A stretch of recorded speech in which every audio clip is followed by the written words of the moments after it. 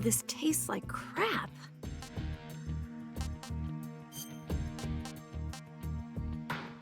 Oh, yuck.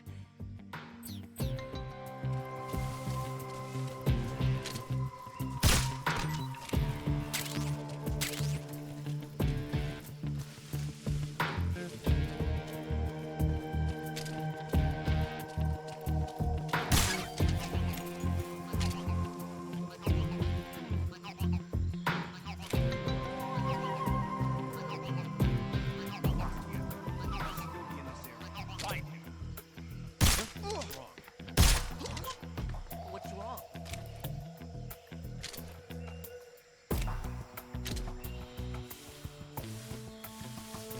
Watch out, we've got company. It's the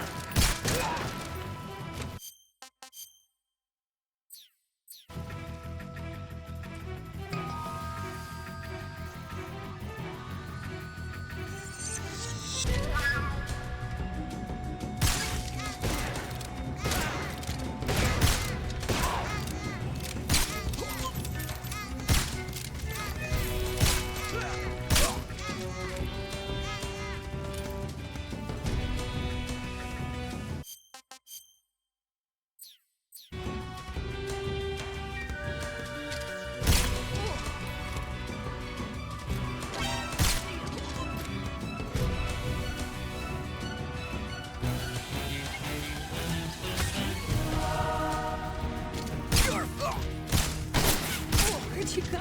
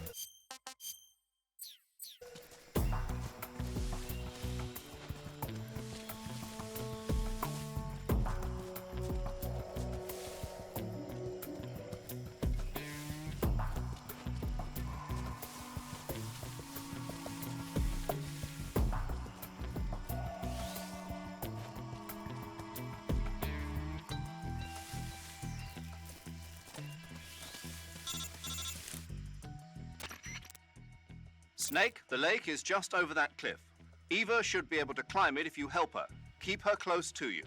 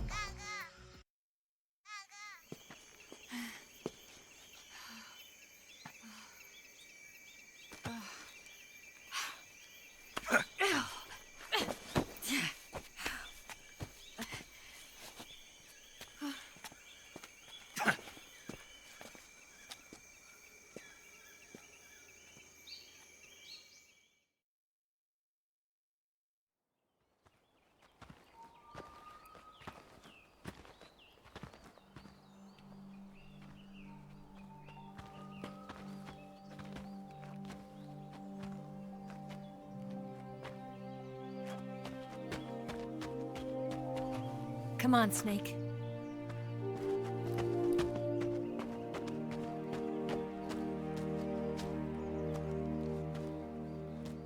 We made it. We made it. Over there.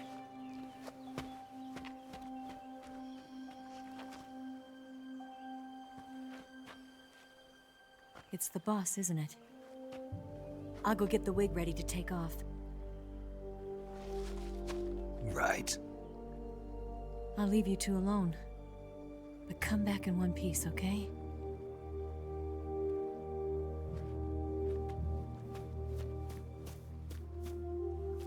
Promise me!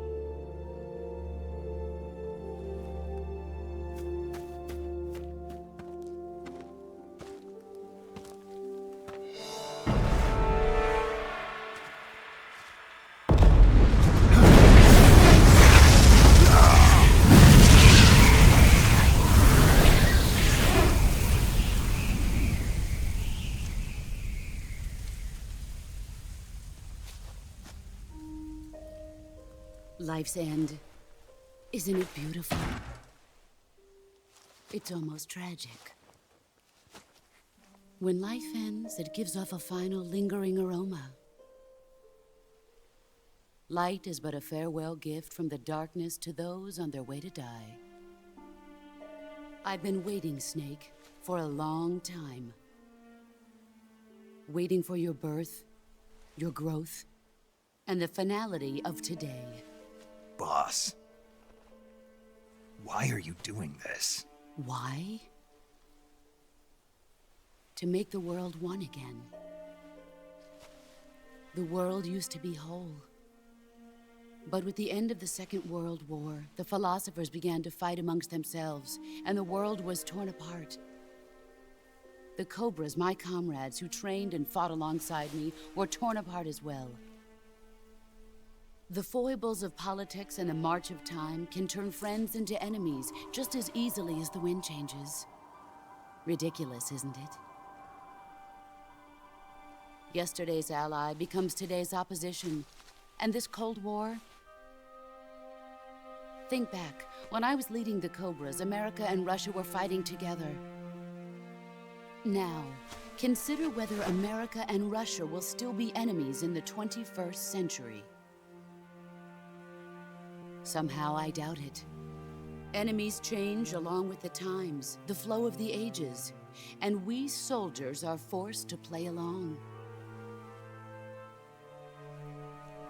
I didn't raise you and shape you into the man you are today just so we could face each other in battle. A soldier's skills aren't meant to be used to hurt friends. So then what is an enemy? Is there such a thing as an absolute timeless enemy? There is no such thing, and never has been. And the reason is that our enemies are human beings like us. They can only be our enemies in relative terms. The world must be made whole again. The philosophers must be reunited. I will devote my skills to that purpose. And with the Colonel's money, I will achieve that end. Just as I once created the Cobras. They are my family. I may no longer be able to bear children, but I still have a family. It was November 1st, 1951. I was in the Nevada desert participating in atomic testing. The name Nevada is derived from Spanish, covered in snow, white as snow. And snow is exactly what I saw in that Nevada desert. It froze my blood white. Snake, you were an atomic test subject, weren't you? On Bikini Atoll. That's part of the reason I was drawn to you. You and I are alike. We're both slowly being eaten away by the karma of others. We'll never have the chance to die peacefully of old age. We have no tomorrow. But we can still have hope for the future. In 1960, I saw a vision of the ideal future from space. 3 years earlier, the Soviet Union had succeeded in launching Sputnik, the first man-made satellite in history, into orbit. This came as a huge shock to the United States. In response, America threw everything it had into its own manned spaceflight project, the Mercury program. Even as the Soviets seemed poised to send their first man into space, America was still experimenting with chimpanzees and rockets. The government wanted human data. So they secretly decided to send a human being into space. I was the one they chose. At the time, they didn't have the technology to block out cosmic rays, and whoever they sent up would inevitably be exposed to heavy radiation. That's why they chose me. After all, I'd already been irradiated once. Of course, you won't find any of this in the history books. I could see the planet as it appeared from space. That's when it finally hit me. Space exploration is nothing but another game in the power struggle between the US and the USSR. Politics, economics, the arms race, they're all just arenas for meaningless competition. I'm sure you can see that, but the Earth itself has no boundaries. No East, no West, no Cold War. And the irony of it is, the United States and the Soviet Union are spending billions on their space programs and the missile race, only to arrive at the same conclusion. In the 21st century, everyone will be able to see that we are all just inhabitants of a little celestial body called Earth. A world without communism or capitalism, that is the world I wanted to see. But reality continued to betray me. In 1961, I was sent to Cuba, to Bahia de Cochinos. It was part of a CIA-sponsored invasion under the guise of taking Cuban exiles back to their country. But the US government betrayed them. Our weak-kneed president held back their air support. Defenseless, the exiles were annihilated by the Cuban army. All I could do was watch in silence. I was set up by the very country I'd sacrificed so much for, by the very government I dedicated my life to defending. I was driven from the surface world, and I went underground. Then, 2 years ago, I faced the Sorrow, my old comrade in battle. He was my friend. But one of us had to die.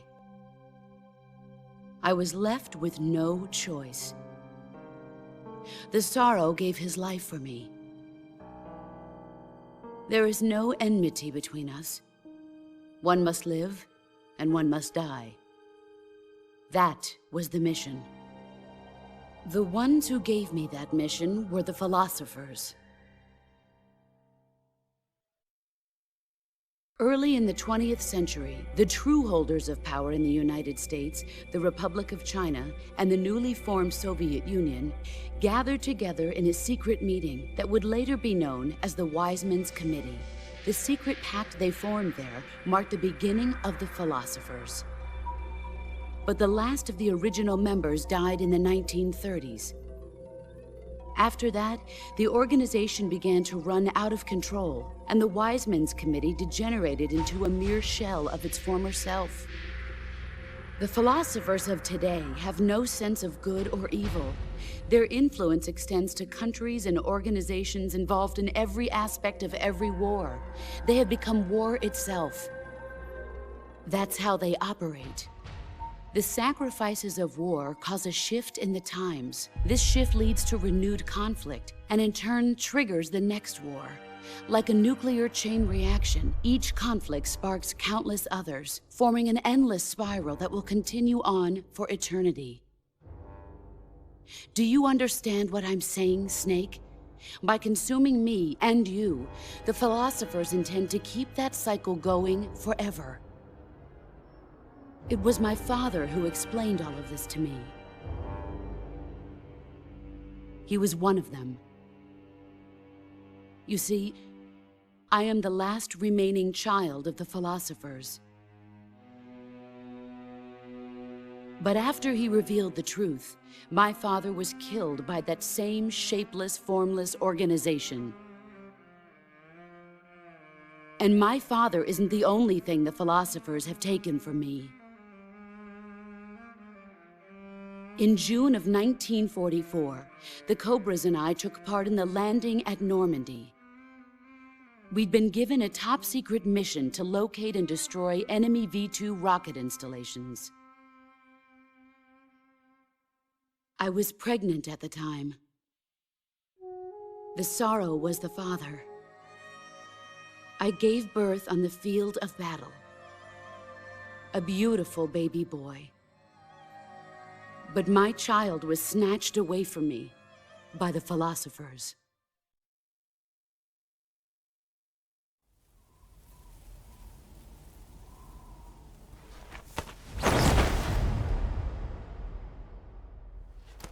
Look at this scar. This is proof that I was once a mother.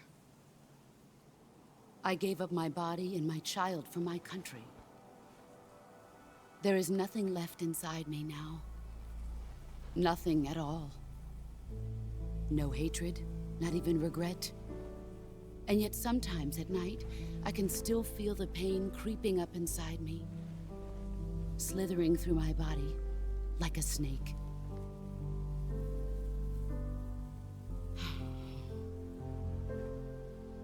I've never talked this much about myself before. Thanks. Thanks for listening to me.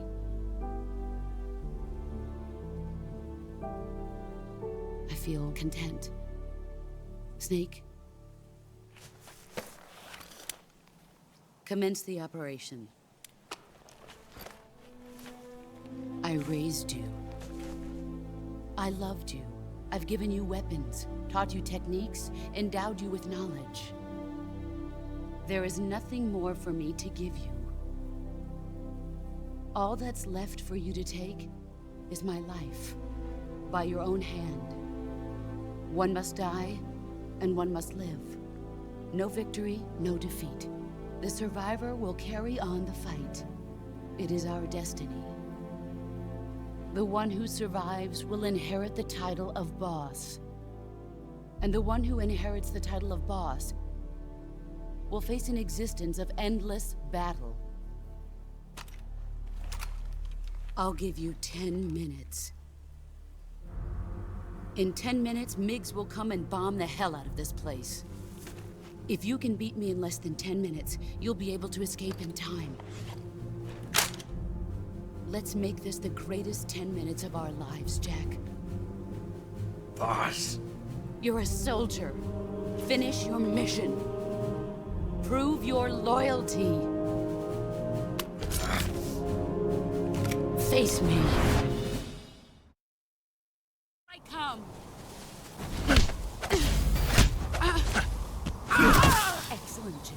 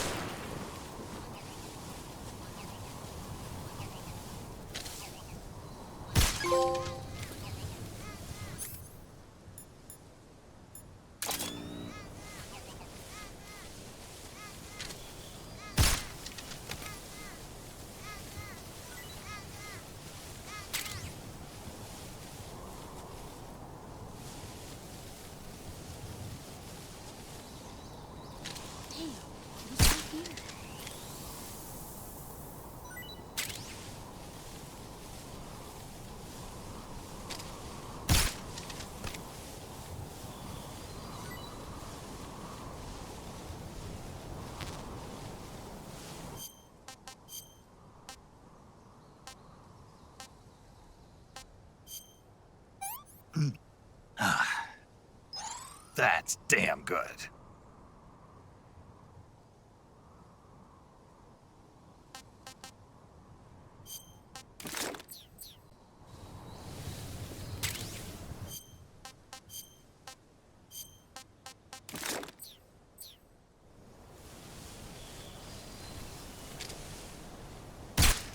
Get ready!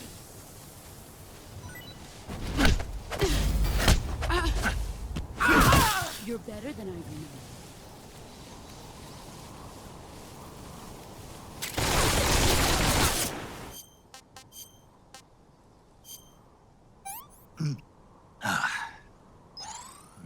Delicious.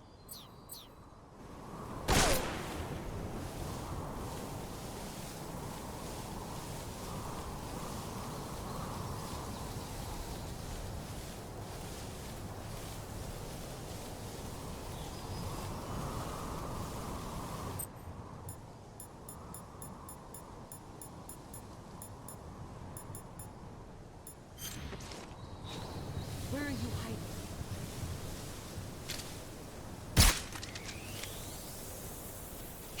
Found you. Let's see what you're made of.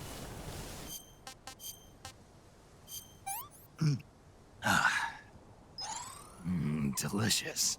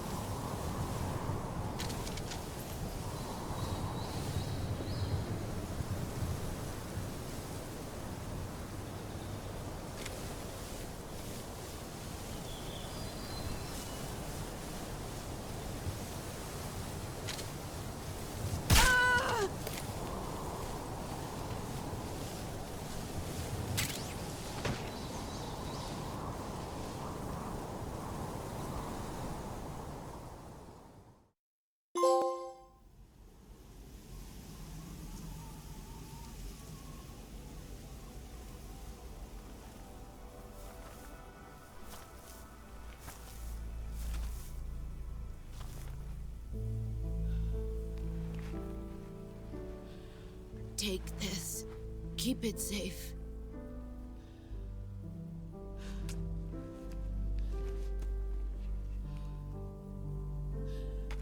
It's our only hope.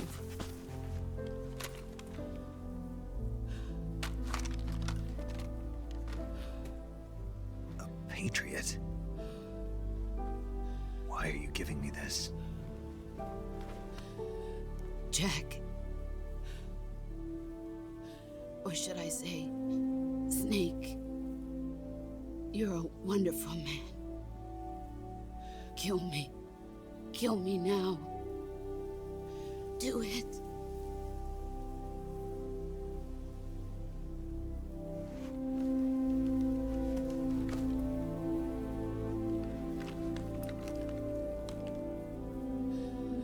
There's only room for one boss and one Snake.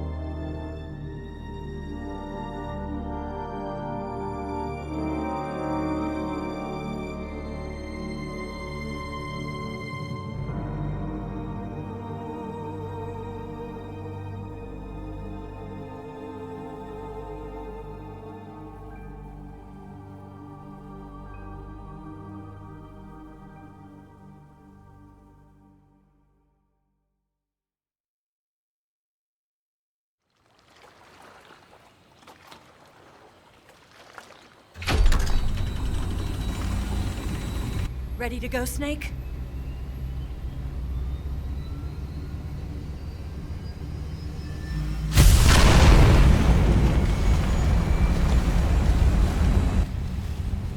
Are you okay? Snake? Yeah.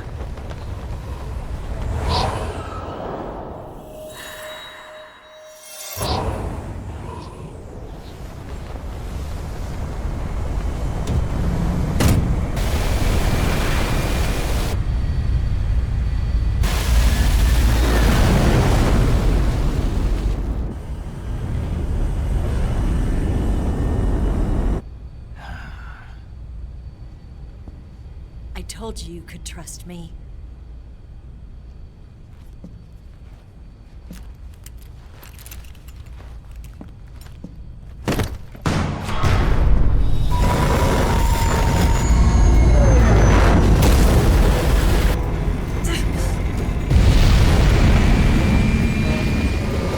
Snake! Ocelot! We're not done yet.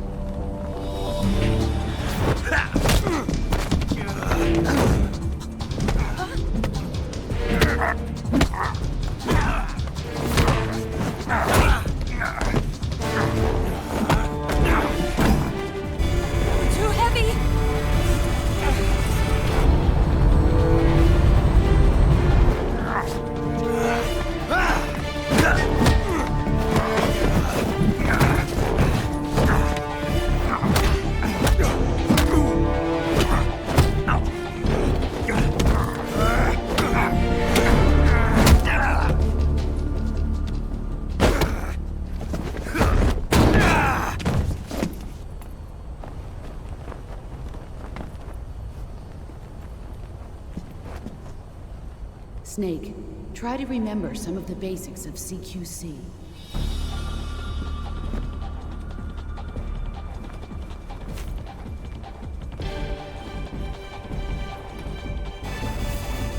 Not good!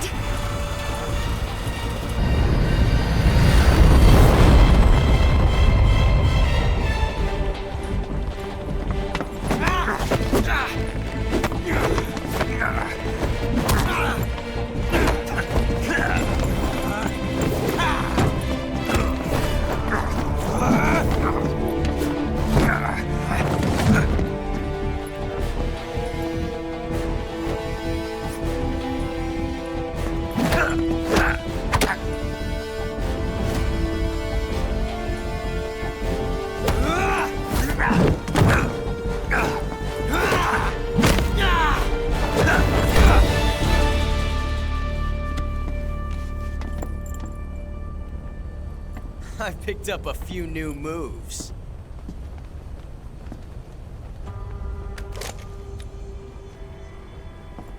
Huh. It doesn't feel right to shoot an unarmed man. But I'll get over it. Eva!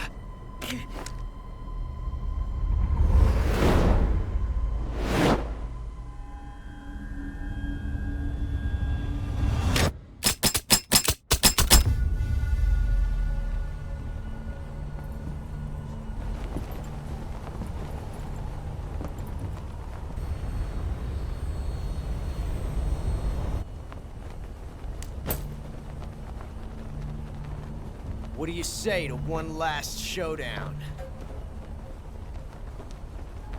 Yeah, all right.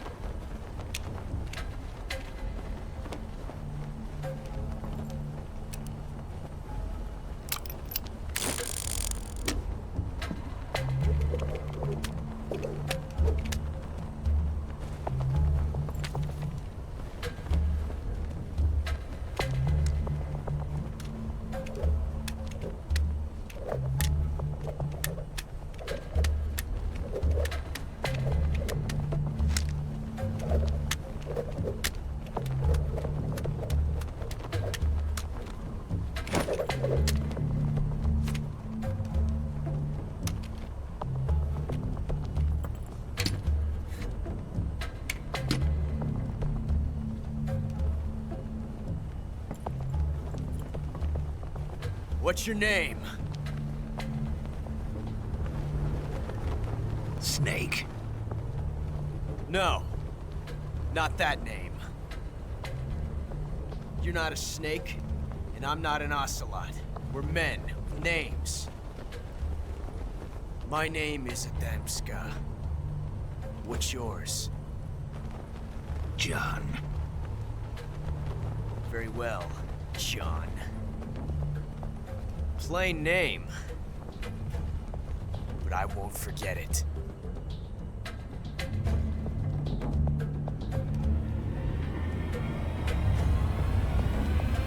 Come on!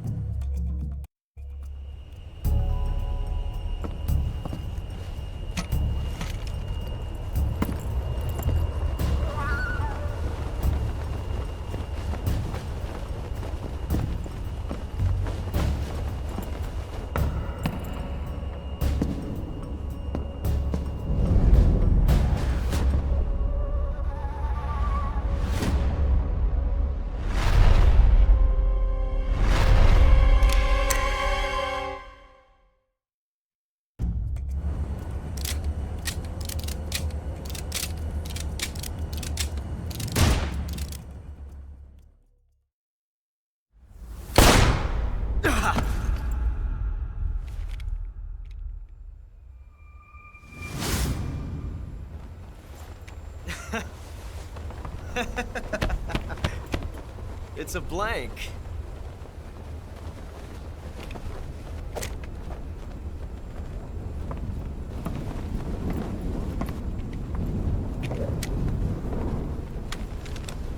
Ah, that was fun. Till we meet again. John.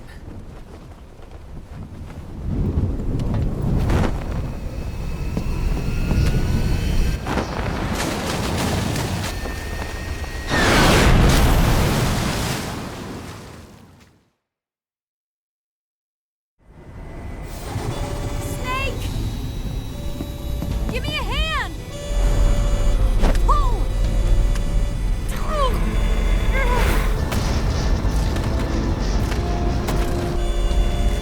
Come on, pull up!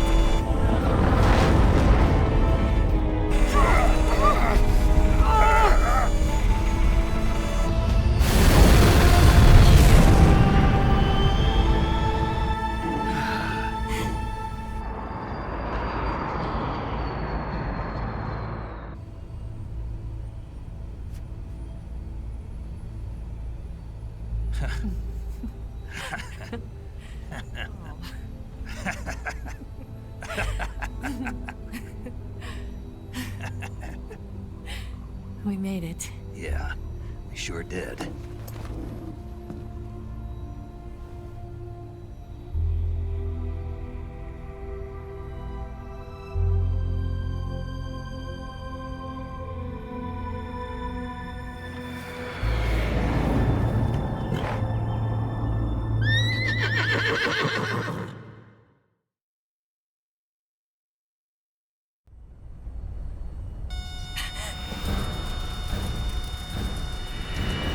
Oh no, Migs!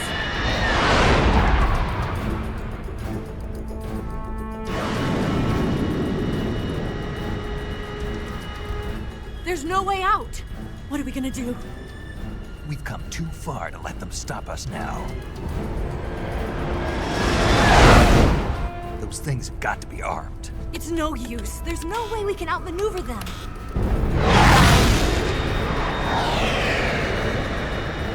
They're gonna shoot us down. We were so close. Weapon systems on. Locked on target. I got tone. You were great, Eva. Huh?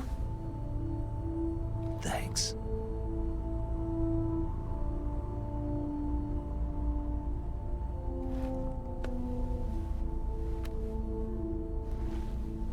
Oak 19, this is Control. Stand by for a direct order from the chairman. Oak 19, return to base immediately. Do you read me? This is a direct order from Comrade Khrushchev. Return to base immediately. Oak 19, do you copy? Understood. Aborting mission. RTB. Look! The Migs are turning back! Woo!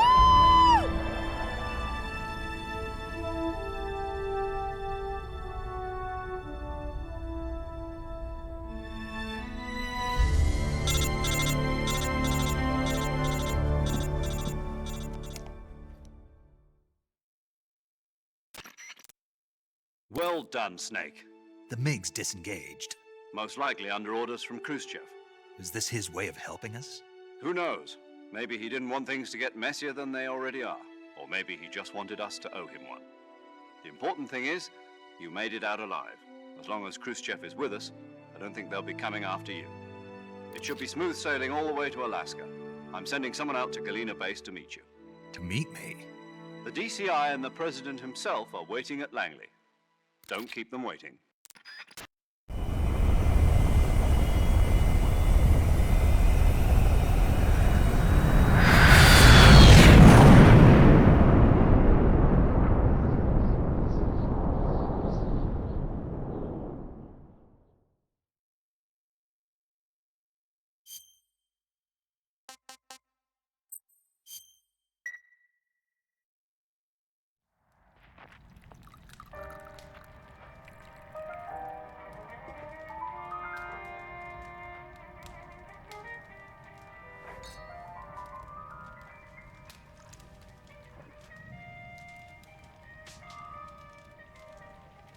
So what are you going to do now? Go back to the KGB? What do you want me to do? Did you ever think about coming back to America? I can't go back. I've left America behind me. But you saved this country. I didn't do it alone.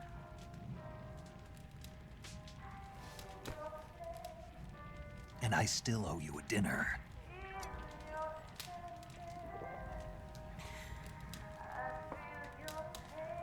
Is that part of your mission too? Or is it an order? Or is it an invitation?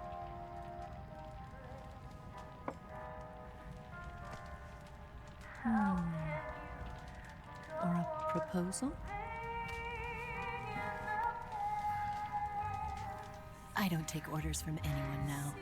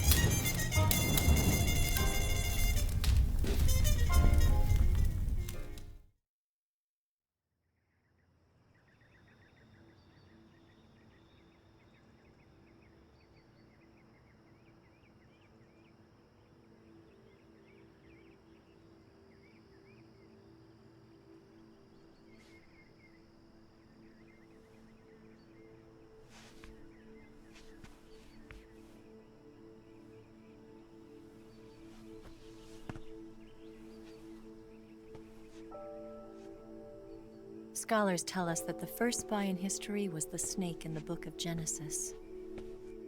In that story, it was Eve who was tempted by the snake in the Garden of Eden. But this time around, it was I who tempted the snake and got away with the forbidden fruit of knowledge.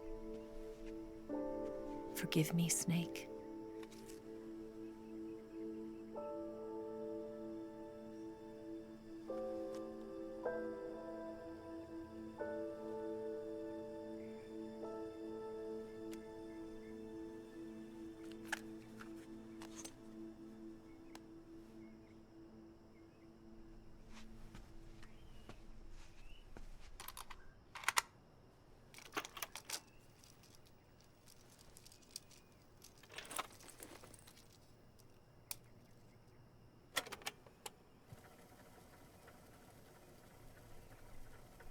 Good morning, Snake. I hope you slept well. First of all, I have to apologize. I wasn't sent by Khrushchev. I'm not a KGB spy, and I never worked for the NSA. I'm an agent of the People's Republic of China for the General HQ 2nd Department of the People's Liberation Army.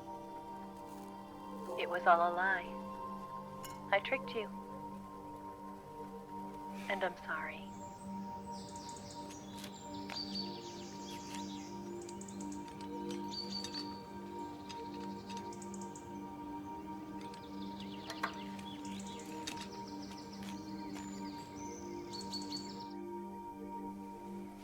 The philosophers still exist in China, too. You see, my mission was to find out where Volgan was hiding the philosopher's legacy and steal it. So I infiltrated his base as a KGB spy. The two NSA codebreakers who defected in 1960 were actually both men. The real Adam never showed up at the meeting place, saving me the trouble of having to eliminate him. I sneaked in by pretending I was Eva. And you and Sokolov and Volgan, you all believed me.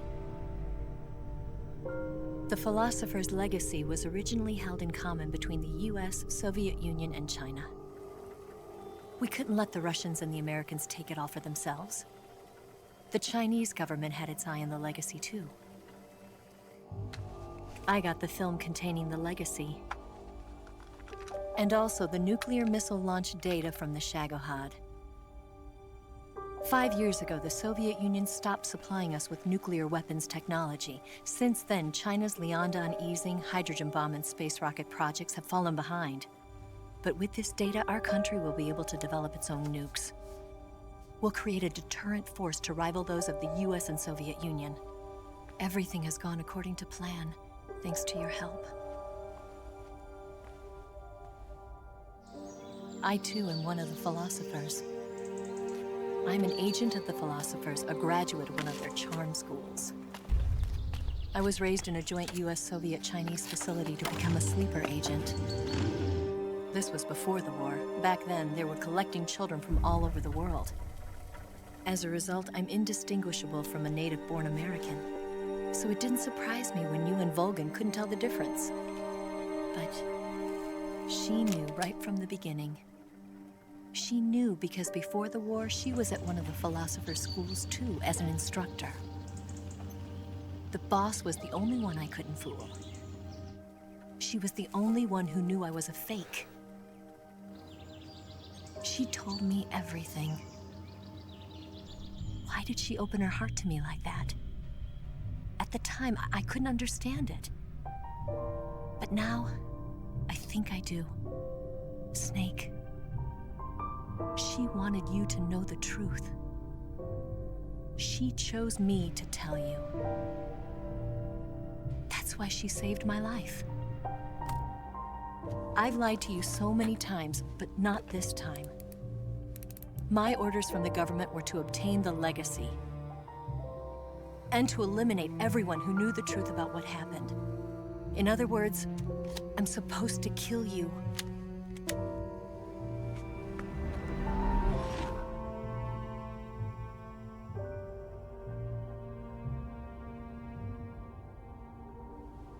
But I can't do it. Not because we loved each other. And not because you saved my life. But because I made a promise to the boss. And I intend to keep it. I just wanted you to know. And you have to live.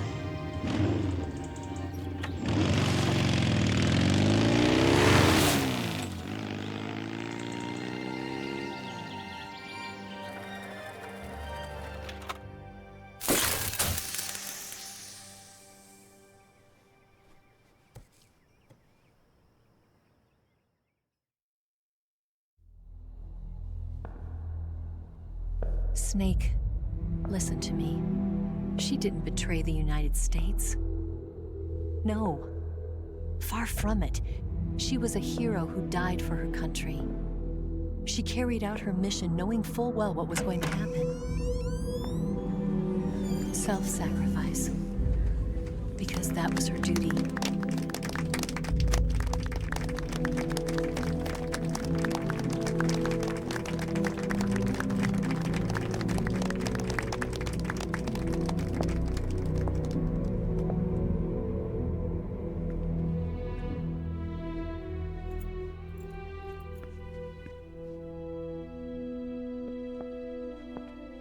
You are above even the boss. I hereby award you the title of Big Boss.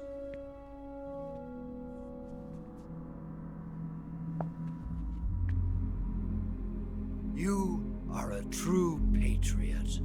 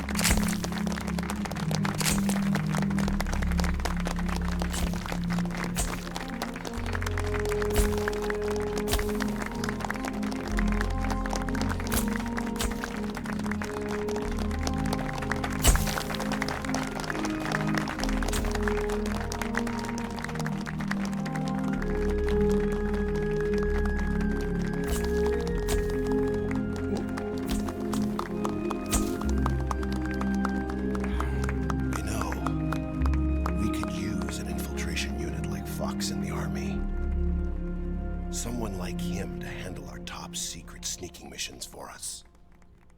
A man who combines the qualities of a soldier and an agent. The boss's defection was a ruse set up by the US government. It was all a big drama staged by Washington so they could get their hands on the philosopher's legacy. And the boss was the star of the show. They planned it so that they could get the legacy that Colonel Volgin inherited and destroy the Shagohod at the same time. Only a legendary hero like the boss could have earned Volgin's trust. Finding out where the philosopher's legacy was hidden was to be her greatest mission. Everything was going according to plan. But then something happened that no one could have predicted. Colonel Volgin fired an American-made nuclear warhead at Sokolov's research facility. Khrushchev demanded that the US government provide proof that it wasn't involved. They couldn't just abort the operation to steal the legacy. So the operation itself was greatly expanded and revised. The authorities in Washington knew that in order to prove its innocence, they'd have to get rid of the boss, and that one of their own would have to do the job. The public couldn't be allowed to find out about it, not ever. This, they concluded, would be the best way to keep the whole thing under wraps. The boss wouldn't be allowed to come back home alive, and she wouldn't be allowed to kill herself. Her life would be ended by her most beloved disciple. That was the way the government wanted it. That was the mission she was given, and she had no choice but to carry it out. Her death at your hands was a duty she had to fulfill. Out of duty, she turned her back on her own comrades. A lesser woman would have been crushed by such a burden. The taint of disgrace will follow her to her grave. Future generations will revile her. In America as a despicable traitor with no sense of honor. And in Russia as a monster who unleashed a nuclear catastrophe. She will go down in official history as a war criminal. And no one will ever understand her. That was her final mission. And like a true soldier, she saw it through to the end. But I think she wanted you, of all people, to know the truth. She wanted to live on in your memory. Not as a soldier, but as a woman. But she was forbidden to tell you herself. And that's why she told me. Snake, history will never know what she did. No one will ever learn the truth. Her story, her debriefing, will endure only in your heart.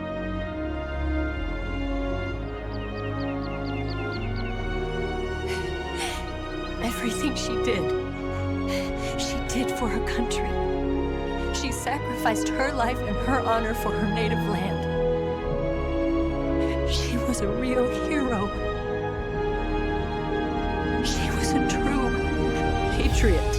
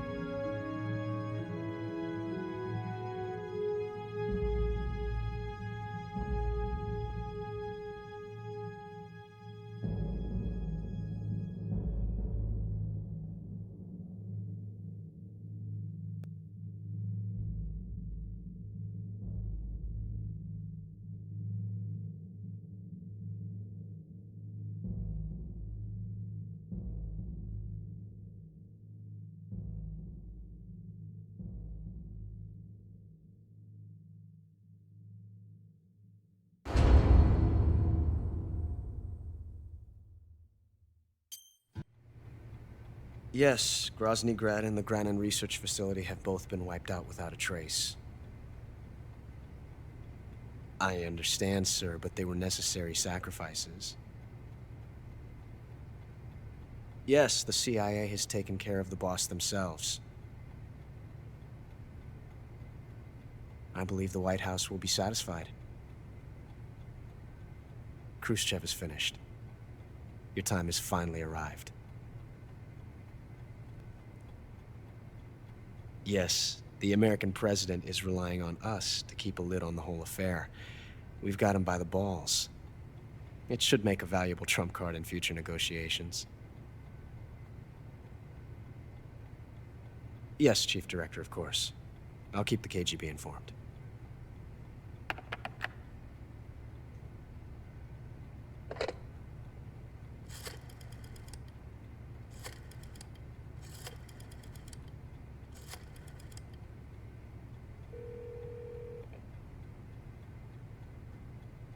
Yes, it's me. The boss has accomplished her mission. The philosopher's legacy is now safely with us, in America's hands.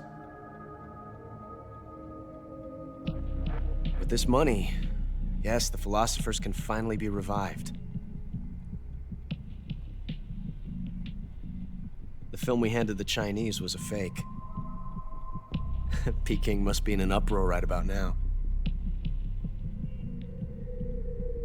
I'm afraid so. Only half the money has made it back to the United States.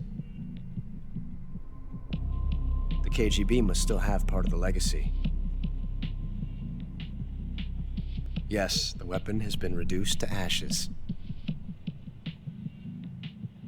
That's right. Grozny Grad has been obliterated by the Davy Crockett we brought in as well. Yes, that was the boss's work too. Speaking of which, I've obtained something from Granin that you might find interesting. It's a revolutionary new nuclear attack system. Perhaps it might just come in handy someday. Yes, we have Snake to thank for that. Khrushchev believed it as well. Yes, they bought our story. I don't think they'll be making a fuss. The secondary alert has been lifted as well. And the Soviets still haven't discovered my true identity. They have no idea that I've been triple-crossing them. I will continue my activities as a contact for the new government. Yes, it appears that no one knew that I was Adam. Of course, I am always at the CIA's disposal, Mr. Director.